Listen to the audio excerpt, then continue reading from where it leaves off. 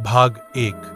अंधेरी रात और रहस्यमयी हवेली। एक बार की बात है, उत्तराखंड के एक छोटे से गांव में एक पुरानी हवेली थी, काली हवेली। गांव वाले कहते थे कि वहां रात में अजीब आवाजें आती हैं, किसी के रोने की, हंसने की, और कभी कभी तो किसी के नाम पुकारने की भी। कोई उस हवेली के पास नहीं जाता था। लेकिन शहर से आया एक यूट्यूबर अर्जुन, जिसने हॉरर डॉक्यूमेंट्री बनानी शुरू की थी, वो इस जगह की सच्चाई जानना चाहता था। उसने गांव वालों से पूछा तो सबने मना कर दिया। बाबा, जान प्यारी है तो उस हवेली से दूर रहना। लेकिन अर्जुन नहीं माना। भाग 2। हवेली के अंदर। रात के 12 बजे अर्जुन अपने कैमरा और टॉर्च के साथ हवेली में घुसा। हर कोना धूल और मकड़ियों से भरा था। लेकिन जैसे ही उसने अंदर कदम रखा, टॉर्च अपने आप बंद हो गई। कैमरा गड़गड़ाने लगा। वो जैसे तैसे आगे बढ़ा।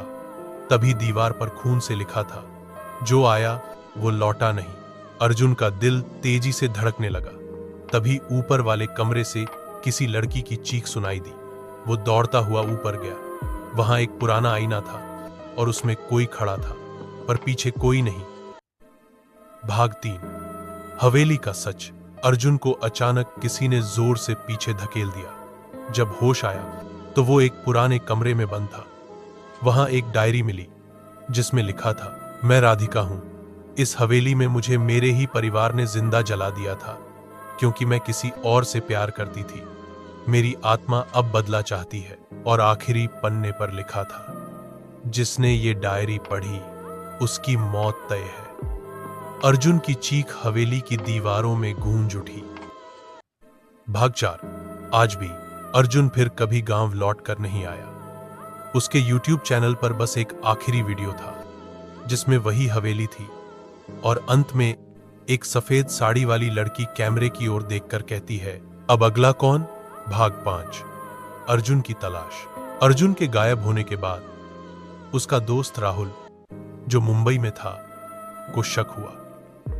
अर्जुन ने उसे हवेली का जिक्र किया था और अब उसका फोन स्विच ऑफ था। राहुल ने तय किया कि वो उस गांव जाकर अपने दोस्त को ढूंढेगा। गांव पहुंचते ही उसे अजीब सा माहौल महसूस हुआ। लोगों ने उसे देखकर दरवाजे बंद कर लिए।